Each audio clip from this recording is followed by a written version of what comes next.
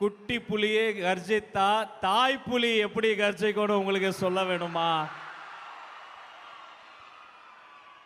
ஒரு நொடி யோசித்து பார்க்கிறேன். இதே திருச்சியில 1008 கெடுபிடிகளுக்கு நடுவே உங்களை பார்ப்பதற்காக ஓடோடி வந்து நின்று அன்று உங்க அண்ணனா உங்க தம்பியா நம்ம தளபதியா மக்கள் விரும்பும் வேட்பாளரா வந்த மனிதர்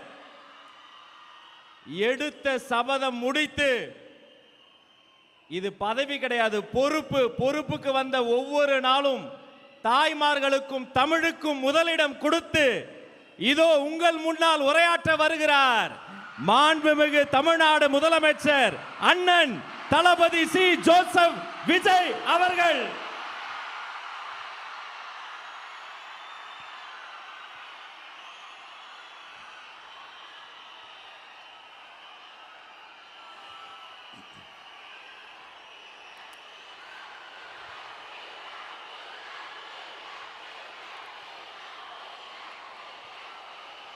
என் நெஞ்சில் குடியிருக்கும்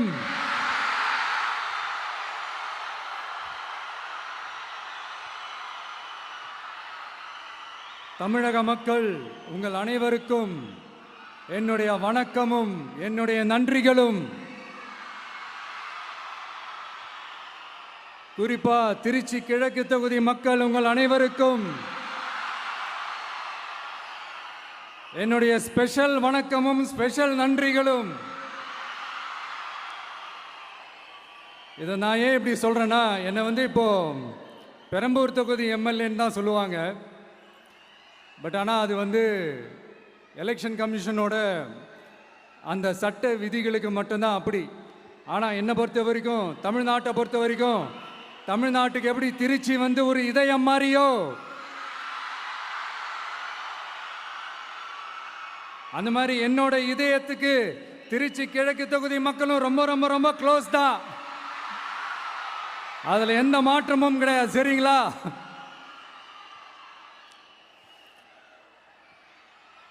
ஆட்சிக்கு சில வாரங்கள் கூட ஆகல. 6 மாசம் அமைதியா இருப்போம்னு சொன்னவங்களாம் 6 நாள் கூட அமைதியா இருக்க முடியல. ஆட்சிக்கு அரை மணி நேரத்திலே ஆரம்பிச்சிட்டாங்க. பாவம், ஒரு கல்யாண வீட்டிலலாம் போய் புலம்பிட்டு இருக்காங்க.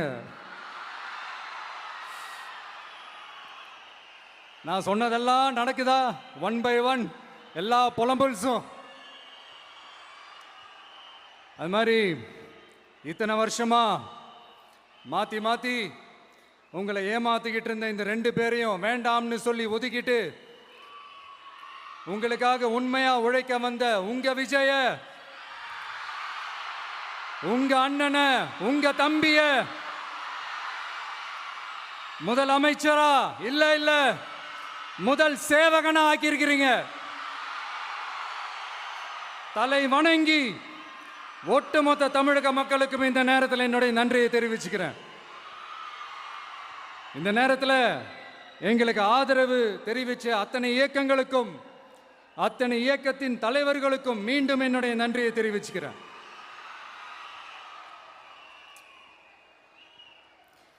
புரட்சி தலைவர் எம்ஜிஆர் அவர்களுடைய முதல் தேர்தலில் கூட இந்த அளவுக்கு ஒரு ஓட் பர்சன்டேஜ் வாங்கலை அப்படின்ட்டு நிறைய பேர் சொன்னாங்க.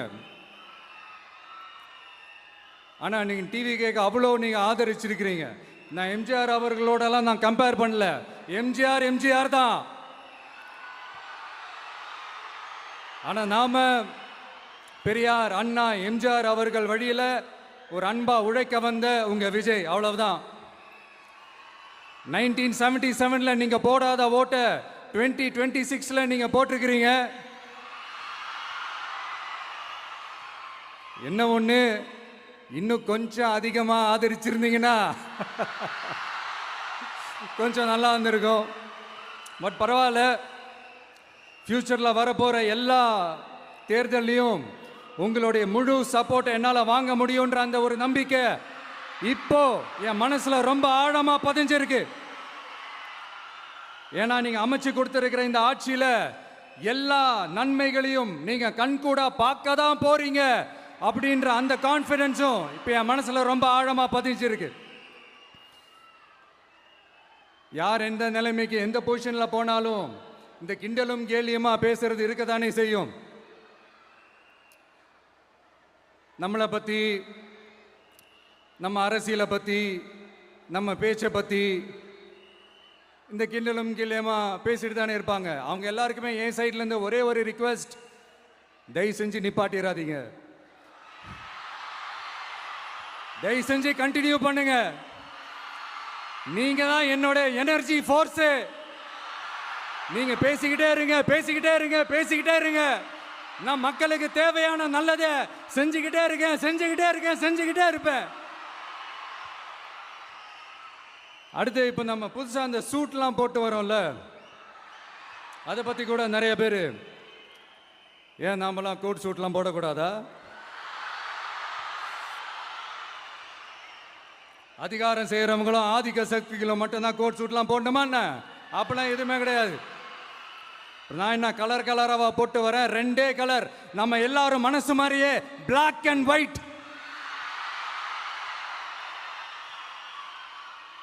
எல்லாத்திலும் பிளாக் அண்ட் ஒயிட்டா இந்த விஜய் இருப்பான் அப்படின்னு காட்டுறதுக்கு தான் அந்த கலர். அடுத்து அந்த பிளாக் கூட யாரை குறிக்கும் எதை குறிக்கும்ன்றது நான் சொல்லி தான் தெரியணும்னு அவசியம் இல்லை, அது உங்களுக்கே நல்லா தெரியும். எல்லாத்துக்கும் இப்படி வழக்கம் சொல்லிக்கிட்டு நச நசன் பேசுகிற டைப்பும் நம்ம கிடையாது. உங்களுக்கே தெரியும், அதிகபட்சமாக எல்லா மீட்டிங்கிலும் 20 நிமிஷம்குள்ளே தான் நான் பேசியிருக்கிறேன். அதனால் இப்போ மக்கள் என்கிட்ட என்ன சொல்கிறாங்க அப்படின்னா, இந்தாப்பா விஜய், நீ எங்களுக்காக உழைக்கிறதுக்காக வந்திருக்கிற, அந்த வேலையை மட்டும் பாரு, உன்னை பற்றி பேசுகிறவங்கள நாங்கள் பார்த்துக்கிறோம்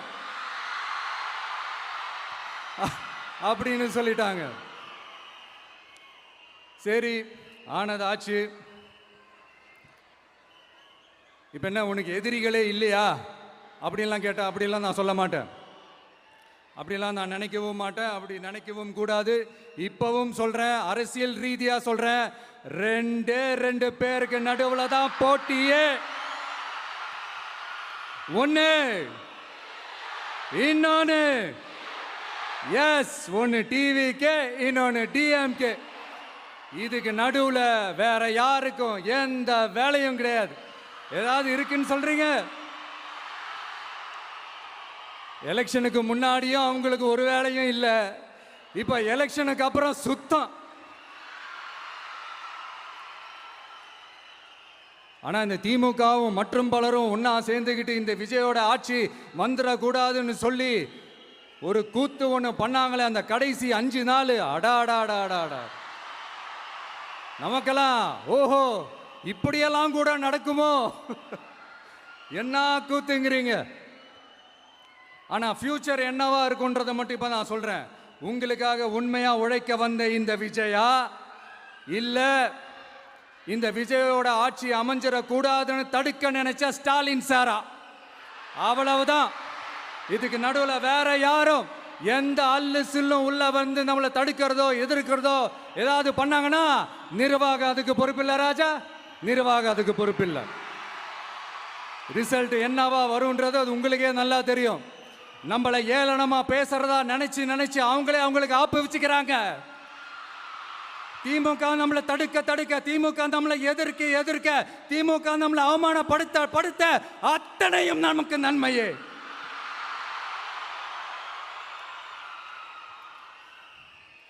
ஒன்று கவனிச்சிங்களா மக்களே, நம்ம ஆட்சிக்கு வந்ததுக்கு அப்புறம் ஒரு விஷயம் ஒன்று நடந்துகிட்டு இருக்கு. இது இந்த ஜென்சி தலைமுறையை அட்ராக்ட் பண்றதுக்காக இங்கிலீஷ் தமிழ் கலந்த அறிக்கை, அது சொல்ல வந்த நினைச்சிங்களா? அந்த காமெடி எல்லாம் கிடையாது. அடுத்து இந்த ரியாலிட்டியை மறந்துட்டு இந்த ரீல்ஸ் போடுறது, அது சொல்ல வந்தீங்களா? அந்த காமெடியும் கிடையாது. இது சீரியஸாக ஒரு விஷயம் நடந்துகிட்டு இருக்கு. முன்னெல்லாம் சட்டசபையில் யார் பேசுனா நமக்கு என்ன, யார் அடிச்சுக்கிட்டா நமக்கு என்னன்னு இருந்த கூட்டம்லாம் இப்போ சட்டசபையில் என்ன நடக்குது, என்ன பேசிக்கிறாங்கன்றது ரொம்ப உன்னிப்பாக கவனிக்கிறாங்க. கவனிச்சிங்களா?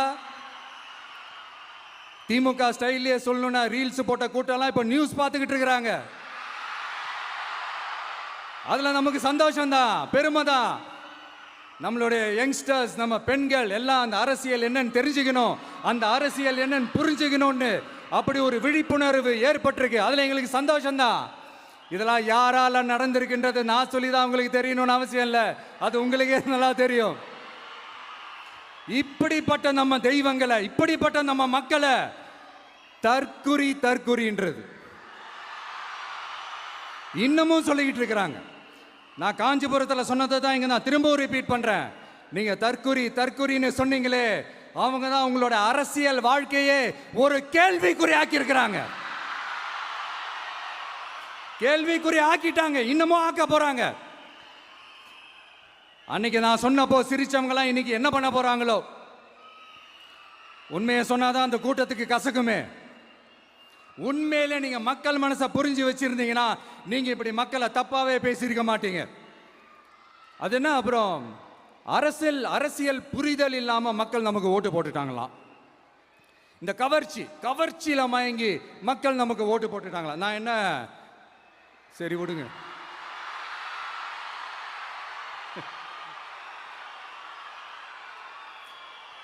மக்கள் அவங்களுக்கு ஓட்டு போட்டா அந்த மக்கள் நல்லவங்களாம், அதே மக்கள் நமக்கு ஓட்டு போட்டா அந்த மக்கள் கெட்டவங்களா, தற்குறியா. இதே மக்கள் தான் இத்தனை வருஷமா உங்களுக்கு ஓட்டு போட்டுட்டு இருந்தாங்க. உங்களுக்கு மட்டும் என்ன, வேற ஏதாவது பிளானட்ல இருந்து குதிச்சு ஓட்டு போட்டு போனாங்களா?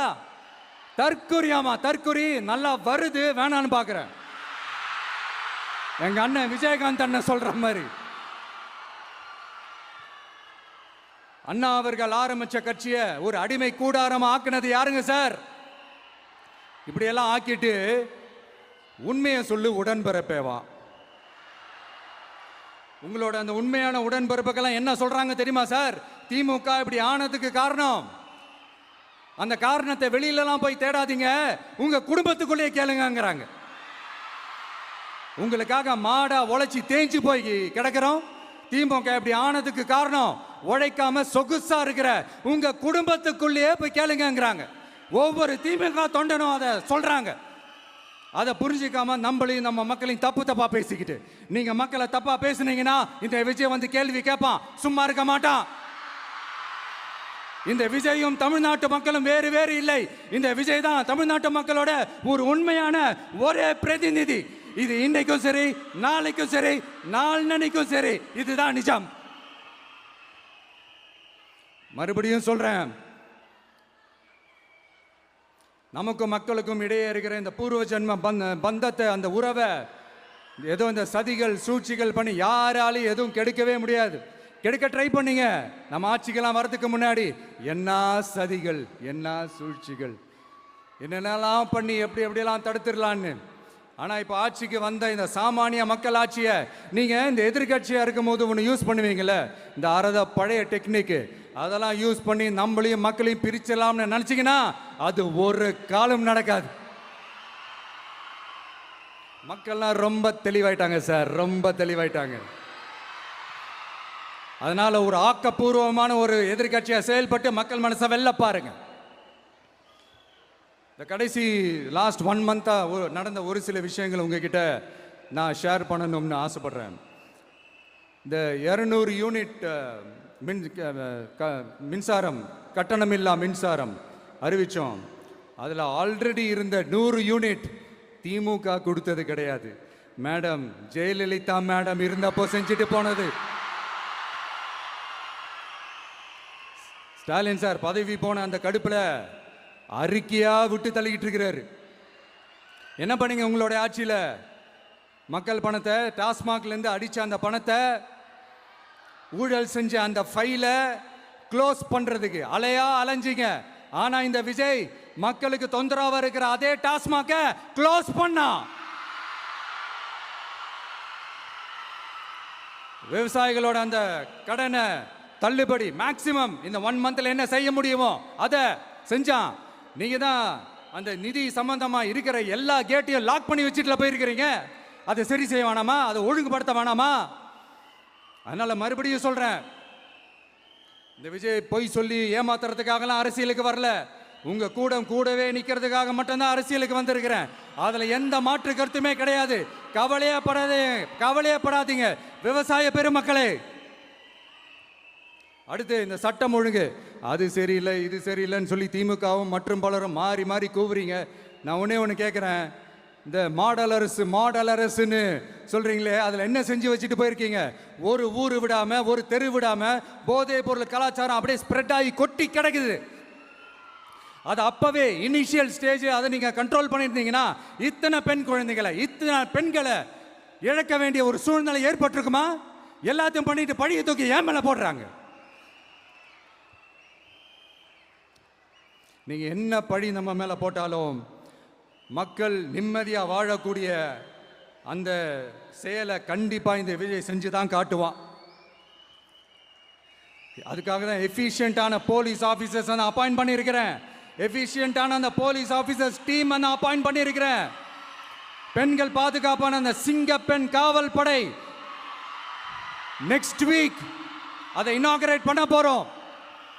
தப்பு செஞ்சவங்களுக்கான தண்டனை, அதுக்கான சார்ஜ் ஷீட் எல்லாமே ரொம்ப ஃபாஸ்டா ரொம்ப ஸ்பீடா செய்யறதுக்கான அந்த வேலையை செய்ய சொல்லி இருக்கிறோம்.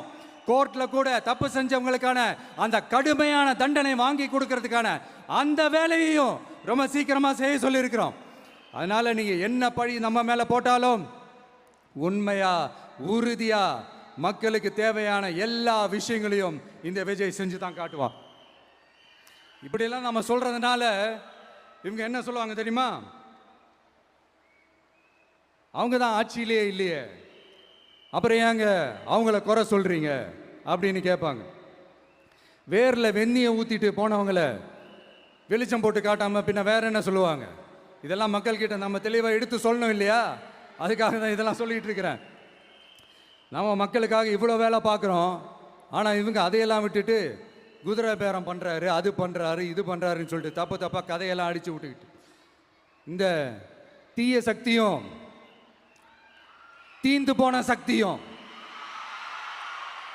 அதாங்க திமுகவும் மற்றும் பலரும் ஒன்னா சேர்ந்துக்கிட்டு திருட்டுத்தனமா யாருக்கும் தெரியாம ஒரு ஓரமா மூலையில உட்கார்ந்துட்டு பேரம் பேசி கூட்டு சேர்ந்து ஆட்சி அமைச்சு கொள்ளையடிக்க திட்டம் போட்டாங்க.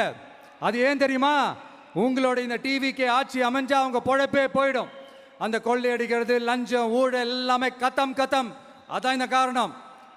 அடுத்து ஸ்டாலின் சார், திமுக வந்து இப்போ தீய சக்தி மட்டும் இல்ல, மக்களை விட்டு ரொம்ப தூரமா போன தூர சக்தி,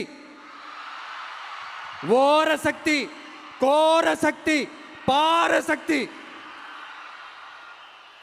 நீங்க எப்போ இந்த தீந்து போன சக்தியோட நீங்க கூட்டு சேர்ந்துக்கிட்டு ஆட்சி அமைக்கணும்னு நினைச்சீங்களோ அப்பவே இந்த திமுக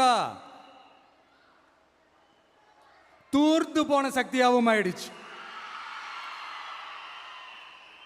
நீங்களாம் நம்மளை பத்தி அவதூறு பேசலாமா சார்? இது நியாயமா? மக்களை இவ்வளவு பெரிய மக்கள் சக்தி நம்மளோடு இருக்கும் போது நமக்கு எதுக்கு வேற அரசியல்?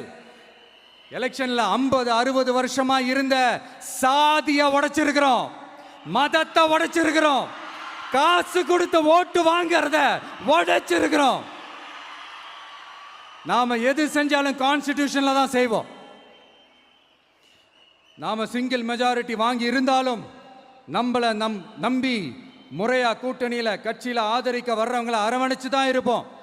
நான் இப்பவும் மீண்டும் டிக்ளேர் பண்றேன், டிவிகே ஆட்சி எந்த பாகுபாடும் இல்லாம எல்லாருக்குமான ஒரு ஆட்சியா தான் இருக்கும். அதுல எந்த மாற்றமும் கிடையாது. ஸ்டாலின் சார் மாதிரி ஊசலாட்டம் இருக்கவே இருக்காது. மதச்சார்பற்ற கொள்கையில சமரசமே இல்லை. மாநில உரிமைகள்ல விட்டு கொடுக்கவே மாட்டோம். நதி நீர் உரிமைகளை விட்டு கொடுக்கவே மாட்டோம். சமூக நீதி, சம நீதிய, சமத்துவ நீதிய ஒரு நாளும் விட்டு கொடுக்கவே மாட்டோம். அதனால திருச்சி கிழக்கு தொகுதி மக்களே, தமிழ்நாட்டில் இருக்கிற 234 தொகுதியும் நம்ம தொகுதி தான். அதுல எந்த கட்சி ஜெயிச்சிருந்தாலும் அது நம்ம தொகுதி தான். பெரம்பூரா இருக்கட்டும், திருச்சி கிழக்கா இருக்கட்டும், எனக்கு 2 கண்கள் மாதிரி. அதுலயும் திருச்சி கிழக்கு என் செல்ல புள்ள மாதிரி. அதனால வரப்போற இடைத்தேர்தல்ல உங்க வீட்டில் இருக்கிற ஒருத்தரை உங்கள ஒருத்தரை தான் வேட்பாளரா நிக்க வைக்க போறோம். நீங்க எப்படி இந்த விஜய்க்கு ஆதரவு கொடுத்து ஓட்டு போட்டு ஜெயிக்க வச்சீங்களோ அதே மாதிரி வரப்போற இடைத்தேர்தல்ல உங்களுடைய அந்த வேட்பாளரையும் ஜெயிக்க வைப்பீங்கன்ற அந்த ஒரு நம்பிக்கை நான் முழுமையாக தான் நம்புறேன். உங்களுக்காக உழைக்க வந்திருக்கிறேன். உங்களுக்காக எல்லா விஷயத்தையும் நான் பார்த்து செய்வேன். ஊழல் இல்லாத லஞ்சம் இல்லாத ஒரு ஆட்சியை நான் கொடுப்பேன். I understand. ஒரே நாள் அது நடக்காததான், மேஜிக் இல்லை. பட் ஒரு நாள் அதை நான் நடக்க வைப்பேன். எனக்கு இப்போ வேற எந்த வேலையும் இல்லை உங்களுக்காக உழைக்கிறத தவிர. என் கடன் இனி என் மக்களுக்கு பணி செய்து கிடைப்பதே. மீண்டும்